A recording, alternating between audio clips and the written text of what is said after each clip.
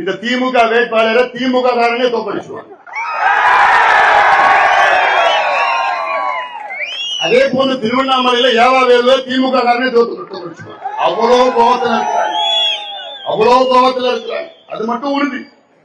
ஏன்னா எல்லாத்துக்கும் ஒரு பொறுமை, எல்லாத்துக்கும் எல்லை இருக்கு. கொள்ளடிக்கட்டே ஒரு தொழில். சாராயம் வித்து கொள்ளடிக்கிறது, கள்ளச்சாராயம் வித்து.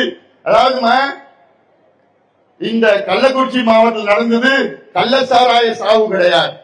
இந்த மாவட்டத்தில் நடந்தது கொலை, படுகொலை, கொலை செஞ்சிருக்காங்க.